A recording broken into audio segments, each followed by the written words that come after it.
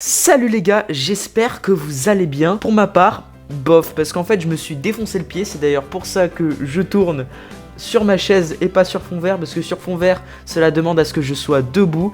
Donc aujourd'hui je suis content les gars, parce qu'on va je sais plus parler.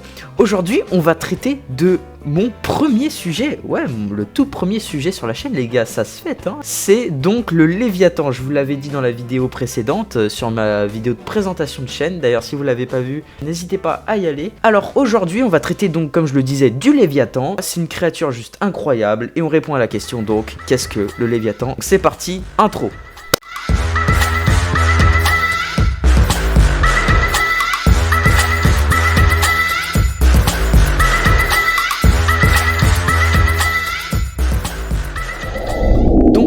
Le Léviathan, quand j'ai fait mes recherches, j'ai vu que c'était une créature juste giga incroyable. Allez sur internet, tapez Léviathan, vous allez voir, ça va vous montrer des créatures les gars.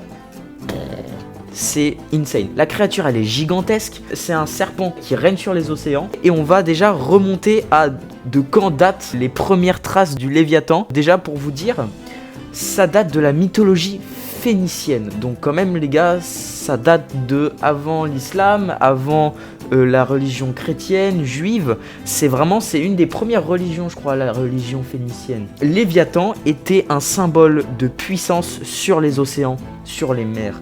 C'était la créature régnante dans toutes les eaux possibles. Elle représentait à la fois le chaos, la destruction et la puissance. C'était un symbole, les gars, juste monumental. Si un jour tu te retrouves face à cette créature, comme dirait Squeezie, elle a influencé tellement de mythologies. Par exemple, Jormungandr, qui est le gigantesque serpent des mers dans la mythologie nordique. Elle a vraiment influencé le game de la religion, voilà. Alors on la retrouve dans l'Ancien Testament, par exemple, dans le livre d'Isaïe, où il décrit la créature Léviathan comme une créature des enfers juste gigantesque. En tout cas, j'ai un peu galéré à réunir toutes les informations sur cette créature, parce qu'il n'y a pas beaucoup d'informations à proprement parler sur elle. Il y a beaucoup d'informations sur où est-ce qu'elle apparaît, dans quelle mythologie, dans quelle religion, dans quel livre. Donc comme je vous l'ai dit, elle était symbole de puissance sur les mers et les océans, hein.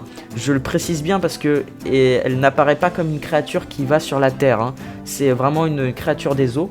Elle est juste gigantesque les gars, mais vraiment, là regardez, je vous fais défiler plein d'images, c'est juste une créature trop badass. Elle est tellement badass qu'elle a influencé pas mal de créateurs de jeux comme Charlie Cleveland. Charlie Cleveland qui est un des créateurs du jeu Subnautica. Quand même, c'est pas rien Subnautica les gars. Vous retrouvez par exemple le Léviathan, c'est l'une des créatures les plus puissantes dans Subnautica. Pour ceux qui n'y ont pas joué, Subnautica c'est un jeu sous-marin. En gros, on doit survivre sur une planète où il y a que de l'eau. Le Léviathan dans le jeu, c'est juste l'une des créatures les plus puissantes. Voilà, juste pour vous faire un petit topo. Dans Final Fantasy aussi, les gars, si vous connaissez pas Final Fantasy, sur quelle planète vous vivez, voilà. Le Léviathan, on le retrouve dans plusieurs Final Fantasy, pour pas dire tous, parce que j'y ai jamais joué à Final Fantasy. C'est à la fois un boss et dans certains autres jeux, c'est juste un personnage qui va apporter de l'information. Mais c'est généralement un boss très puissant. Et d'ailleurs, quelques extraits du jeu là maintenant.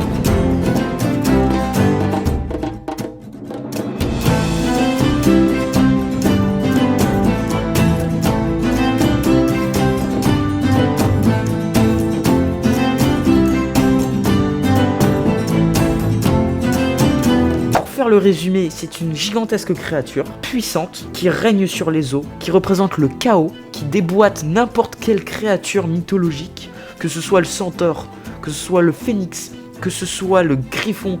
Tu prends toutes les créatures, que ce soit Pokémon, tu prends les créatures d'Harry Potter, elles se font déglinguer par le Léviathan, c'est obligé, hein. Le Léviathan, il écrase tout le game des créatures mythologiques.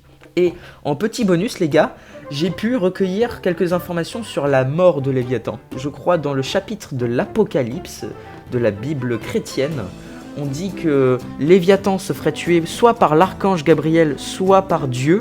Donc c'est pas pour maintenant, c'est pour dans le futur, quand l'Apocalypse arrivera. Dieu ou l'ange Gabriel, l'archange Gabriel, descendra sur terre, vaincra le Léviathan et ils le boufferont dans un banquet.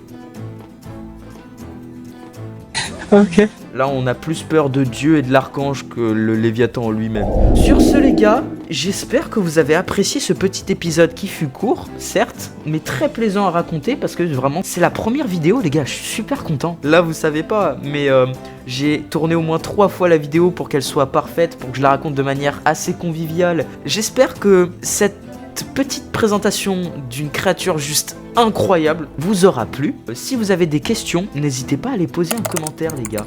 Que ce soit sur si j'ai oublié un petit truc, si j'ai dit une fausse information sur le Léviathan, n'hésitez pas à me le dire en commentaire si vous y connaissez dans le domaine des créatures mythologiques. Ça me ferait extrêmement plaisir, ça m'éviterait de dire des bêtises. Sur ce, ouais, dommage, faut terminer la vidéo, mais moi je vous dis à la prochaine, les gars.